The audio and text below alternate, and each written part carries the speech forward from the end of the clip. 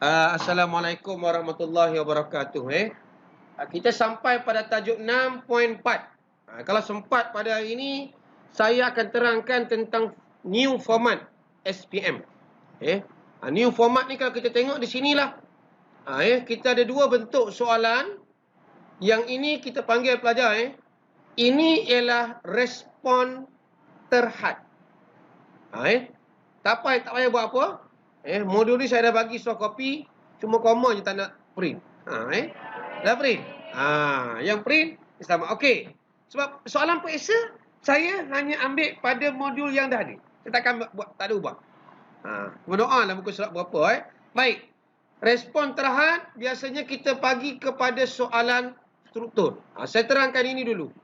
Ini kita panggil sebagai respon terhad. Ada dua bentuk respon terhad di situ. Kalau kita tengok respon terhad kita, kalau pelajar boleh tengoklah. Ini adalah bentuk yang pertama. Dan ini adalah bentuk yang kedua. Apa beza dia? Apa beza dia? Kalau kita tengok bezanya di sini ialah, yang ini dia ada apa? Ada huruf Roman. Yang atas tak ada huruf Roman. Sudah tentu jawapan dia beza. Yang huruf Roman jawapan dia pendek, yang tak ada huruf Roman ni jawapan dia panjang. Ini respon terhad. Pelajar kena pilih 4 soalan daripada 10 bab. Tingkatan 4 kita ada 10 bab. Tingkatan 5 ada 11 bab. Itu 10 ke 11. Lebih kurang tu lah. Banyak. Bab banyak. Baik. Satu lagi respon. Kita panggil dalam SPM kita, iaitu soalan esei. Ini kita panggil respon terbuka. Ini jawapan. Jangan tengok. Kita ada respon terbuka. Kita tengok soalan esei. Ada lari sikit Okey, macam mana kita kata respon terbuka? Saya nak tunjuk pada pelajar sekejap. Ini respon terbuka. Bila sebuah respon terbuka, dia lebih panjang jawapannya dalam bentuk esei. Dah tentu jawapan kita bezalah dengan tingkatan 3. Sebab soalan ni dia ada kata kunci, nampak? Uraikan. Dia ada kata kunci apa? Bincangkan. Dia beza Dan bila kita tengok perkataan bawah, berikan ulasan anda. Sudah tentu beri ulasan anda ni jawapannya kebat. Fakta, huraian, contoh, inferen. Tingkatan 3 tak ada inferen. Tingkatan 4 ada inferen. Sebab markah kita pun tinggi. 8. Kalau tak ada inferen, mungkin awak markah paling tinggi 6. Paling tinggi 6. Kalau fakta, huraian, contoh betul. Kalau tak betul fakta, huraian, contoh, mungkin 4 saja. Walaupun awak buat banyak. Awak buat fakta, huraian saja. 10 awak buat. Mungkin dapat 4 saja. Awak buat fakta saja. 10 fakta awak bagi. Awak ingat dapat 8. Dapat 1 atau 2 je. Itu bezanya kita nanti kita akan sentuh pelan-pelan. Sebab pada hari ini kita nak pergi kepada aspek yang pertama ni. Okey, tengok. Yang pertama itu ialah politik. Okey. Cuba tengok dari segi politik tu. Kita nak sentuh ialah kesan zaman darurat. Darurat, pelajar pun faham macam PKPD lah, darurat ni macam mana. Bila sebut darurat, kita akan bincang 2 je untuk tingkatan 4. Satu politik, kalau pelajar tengok. Satu lagi ekonomi, betul? 2 je. Dan dalam aspek politik, kita ada 3 poin. Ini kita letak F1. Kalau pelajar nak letak, sini kita letak F1. Fakta 1. Kalau nota yang dah print, pelajar boleh conting. Dalam F1, kalau kita tengok, jawapan yang kita jumpa ialah peningkatan jumlah warga negara. Ni, nampak sini. Peningkatan jumlah warga negara. Tengok situ. Oh, ini rupanya banyak. Di sini kita nampak. Dapat 1 markah. Baik, apa huraian dia? Cuba tengok. Apa huraian yang boleh pelajar ambil? Ada 2 huraian di situ. Kita nak letak warna apa? Warna biru kot senang. Okey, kalau tengok huraian ini kita nampak kerajaan telah apa? Melonggarkan apa? Melonggarkan syarat warga negara. Sebab kita dah ada orang India, dah ada orang Cina. Okey. Itu huraian 1. Pemeriksa akan mark. Buktinya apa? 1.2 juta orang Cina. Ini orang Cina. 180,000 orang India.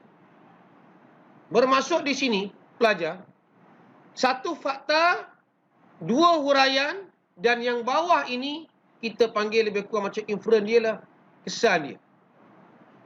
Bila masyarakat kita dah ada macam ini, nak tak nak kita kena ubah kita punya mindset lah. Ini bukan lagi tanah Melayu. Ini sudah jadi negara apa? Malaya pada waktu itu. Sebab sebelum ini orang Melayu mungkin majoriti. Tetapi pada waktu ini masih majoriti. Tapi ada orang lain datang. Jadi di sini kita nampak ada berapa? 1. Kita ada sini huraian 1A. Dia panggil macam itu. Ini ada apa? Huraian 1B. Kita ada 2 huraian. Bawah, mungkin ini adalah kesan dia. Ataupun inferen dia. Ini I. Tapi kalau fakta dia tak ada inferen ni. Ini yang kita faham lah. Inferen dia di sini. Okey. Itu yang pertama. Hafal yang pertama pun dah dapat 3 markah. Buat apa kita nak pening kepala? Okey. Kalau kita tengok seterusnya, Penubuhan Malayan Chinese, apa nak sebut tu? Association. Payah nak sebut. Association. Payah. Terus kita pendek saja MCA. Kalau kau mejakan accusation, amosation, arrosation, apa nak bagi markah? Dah tentu pemeriksa kita akan bulat. Jadi kita nampak macam mana Sir Henry Geni ni, nama lebih kurang saya je Gani. Sir Henry Geni, bukan Gani. Gani lain ejaannya. Tapi kalau orang putih, nama saya macam inilah. Abdul Geni. Okey ya. Dia nak menawan hati orang Cina. Darurat ini, Sir Henry Geni nak tarik orang Cina supaya apa? Orang Cina dia tak sokong apa? Sokong apa pada waktu itu? Tajuk kita ni tajuk apa? Komunis. Jadi kena baik-baiklah bagi kerakyatan. Dan kita tengok ada seorang hamba Allah ni namanya Tan Cheng Lock. Tan Cheng Lock inilah yang menubuhkan MCA. Baik. Kalau sampai di sini pelajar, kita tengok ini ialah huraian 2A. Ini fakta 2. Kita nak hafal. Baru banyak saya nak hafal. Dia makan 6 je. Ini ialah huraian 2B. Atas ada 3, bawah dah ada 3. Dah ada 6 cikgu. Bukan kau ingat semua pun. Mungkin kita ingat 1 je huraian. Okey. Jadi kita nampak apa tu tanggungjawab MCA. Baik, MCA ni kita nampak di bawah ini. Membantu kerajaan dari segi kewangan. Dengan menempat 500,000 penduduk dalam kampung baru. Kampung baru, contohnya tempat kita ni, Kampung Baru Bemban, Kampung Baru, dia lah bantu. Meringankan beban kerajaan. Ini sudah pergi huraian berapa? Huraian yang ke-3. Huraian 3C. Dan kita nampak, adakah apa yang boleh kita buat kesimpulan kepada MCA ni? Berjaya ke tidak? Bawah tu tulis dah. Apa dia tulis? MCA ni berjaya mengumpulkan banyak tu. 2.5 juta untuk bantu penduduk. Banyak. 2.5 juta pada waktu itu. Hari ni mau dekat lebih kurang nilai 100 juta kot. Saya perlu kerja lebih kurang 5 kupang aja. Ngangkat kayu apa? Batang nibung nak buat sungai. Cerucuk 2 kupang aja. Usung habis calor baru ni. Nak dapat duit susah. Duit. Nampak? Udah ada apa? Siapa Tan Cheng Lock? Tengok orang yang paling handsome macam Tomok tu. Tengok. Macam Tomok ni kepala dia tak ada rambut. Tahu Tomok? Kan? Sejarah mungkin. Tak ya? Sejarah mungkin berulangan nyanyi kan? Tomok lah. Nampak? Duduk tengok kemas duduk tu. Tengok. Tak seragam yang gambar ni. Dia duduk gini. Duduk kamera mungkin tak ada Tak dibilang 1, 2, 3 kot ya. Pam aja okey. Dia pakai tembok aja. Yang ketiga, mempercepatkan kemerdekaan. Ini fakta 3. Fakta 3. Tadi kita dah dapat berapa markah? 3, 4, 7. Makan 6 aja cikgu. Saya tak nak apel lah yang ni. Jangan. Sebab awak hafal fakta je dapat 3 markah.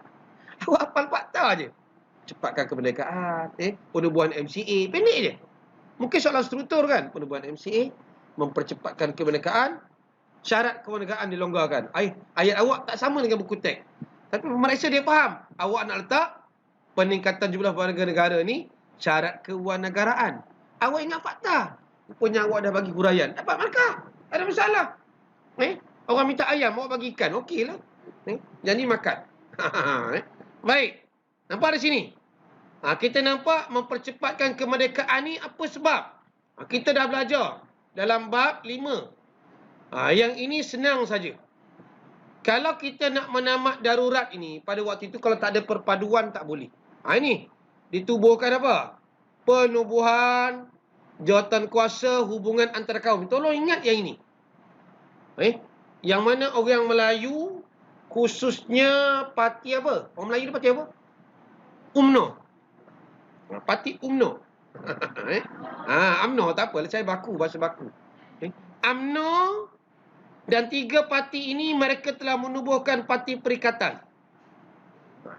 Duduk mula-mula 2 parti je. UMNO, MCA. Lepas tu MIC. Macam mana nak ingat? Saya dah kata dah. C China, I India. Bila ketiga-tiga kaum utama ni duduk, bincang, rapat hubungan, secara tak langsung wujud nilai apa? Ini nilai kita ni.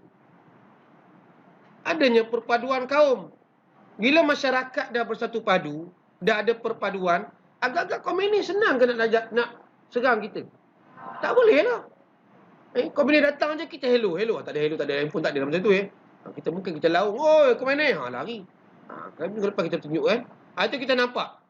Jadi dengan ini, PKM tak ada alasan untuk meneruskan perjuangan. Itu sebab dekat nota awak kena garis. Kalau soalan tanya, kenapa PKM menghentikan usaha perjuangan mereka? Sebab masyarakat di Tanah Melayu sudah bersatu padu. Buktinya apa? Buktinya ialah wujudnya parti perikatan. Contohnya melibatkan UMNO, MCA, MIC. Okey. Kita nampak di situ. Udah dapat ini, saya tak payah tulis huraian pun. Awak nampak di sini ada 3 huraian. 7 tambah 3, 10. Itu sebab kalau soalan kita nak bagi, cuba pelajar tengok, kita tak boleh bagi banyak. Kita nak bagi soalan, kita kena tengok di sini apa. Nampak? Ini kita nak pergi rundingan baling kan. Ini sudah pergi kepada syarat-syarat ni. Untuk mementeras ancaman komunis. Ini mungkin 6.3. Tengok. Ini sudah pergi 6.3. Kita belajar rundingan baling kan. Pendek je. Siapa wakil? Takkan tak dapat jawab. Pendek je kita bagi. Huruf Roman. Bila ada huruf Roman je, pendek terus. Cuma kita mungkin lupa nama. Siapa nama ni? Najib Terazak kot. Tulis Najib. Bagaimana? Tunku Abdul Rahman. Boleh ke kalau kita tulis Abdul tu ABD je? Pemeriksa faham lah kot kalau kita tulis ABD tu tapi jangan kurang ajar sangat. Tulislah Abdul. Tunku. Bawah siapa wakil komunis? Auda. Mungkin kita kata Chen. Apa? Chen Peng lagi. Chen Tian. Senang cerita Melayu lah, kita ambil rakyat Melayu. Rashid Maidin. Macam mana nak ejen Maidin? Jangan ikut Maidin shopping center tu. Nama Maidin macam ini rasanya. Macam mana ejen Maidin? Udah. M-A-I-D-I-N. Okay, Maidin satu. Atau, kita tengok. M-Y-D-E-N. Atau, awak buat atau dia awak buat. Awak takut salah. Maidin kot. Okey, kita anggap jawab inilah jawapan kita. Kita risau. Tapi kita nak jawapan ni. Rugi benar salah. Satu makan. Dah copot-copot nak betul ni. Pemeriksa pun Bagilah markah. Sebab dia anggap pelajar ni tahu jangan awak buat macam ini My day. Sudah tentu kita tak bagi markah kan.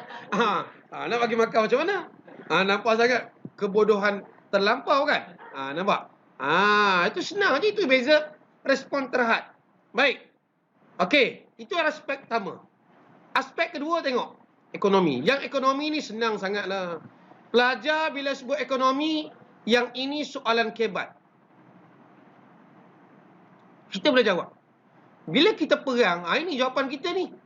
Dari segi harta benda, penderitaan rakyat, hubungan kaum, kematian. Awak tulis macam ini, poin pun dah dapat 4 markah. Kos kita tinggi. Meningkatkan kos. Kita nak baiki balik bangunan dan sebagainya bukan senang. Cuba tengok gambar ni berapa. Kerajaan terpaksa membelanjakan 10 juta sebulan untuk memanteras ancaman komunis. Bagi bukti. Buktinya 120 juta setahun untuk memanteras ancaman komunis. Itu belum buat kampung baru. Ni. Penempatan semula orang Cina tepi hutan ni. Kaum-kaum Cina tepi hutan, cuba tengok sini belanjanya apa? 7 juta dalam kampung baru. Itu kampung baru kita lah. Kampung baru Bemban, Cenderung. Kalau kita tengok ini tengok. Ini kawalan waktu dulu sekarang tak ada lah macam ni dekat-dekat highway takkan buat macam ni kan. Rakyat pula tengok menderita. Penderitaan rakyat ni awak boleh bagi. Terus awak nampak kalau soalan ni keluar, awak bayangkan Lombong. Nampak?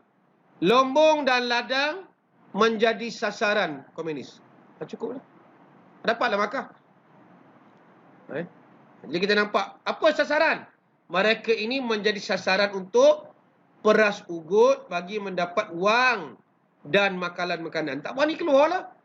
Duduk rumah aja macam darurat. Duduk rumah aja. Apa nak buat? Kalau perempuan boleh cari kutu kat tangga. Lelaki nak buat. Cari kutu kat tangga duduk. Meletup dah. Meletup ada banyak makan darah ni. Lelaki. Nak cari ikan tak boleh. Kau boleh tangkap. Duduk rumah. TV tak ada. Nak dengar radio. Nak main PUBG apa? PUBG dia pun tak tahu PUBG apa. Nampak? Okey. Jadi seterusnya kita nampak. Pendek-pendek je Yang ini pelajar boleh baca. Catuan. Catuan bekalan makanan ni. Banyak terseksa Sukanya kita ni catuan ni maksudnya kena catu. Apa yang kita makan tengok. Allah. Makan ubi kayu. Ubi kayu rebus. Itu sebab orang dulu banyak sakit. Ubi keledek. Daun keledek kita rebus, masak lemak, rebus, itu je. Jagung, baby corn. Tahu orang kampung makan. Makan itu saja. Nak keluar bukan senang tengok. Tengok, naik basikal tua. Ini basikal tua Itu lagu dia. Basikal tua. Ini lagu dia. Bukan senang naik ni, saya ingat lagi. Tengok basikal ni, ingat tok saya dulu Dia ikat payung dengan tiang kayu Dia letak, ambil saya kat sekolah. Tak ada lepas ni. Orang duduk seronok tu. Kaki takut masuk dalam tayar. Ikat kaki. Macam satu. Ikat kaki macam baru sunat pula. Masa itu. Seronok betul naik basikal. Pernah sekali tu jatuh. Jatuh. Masuk habis kena semalu habis ni. Tapi tak apa seronok. Pengalaman kita. Sekarang dah tak ada dah.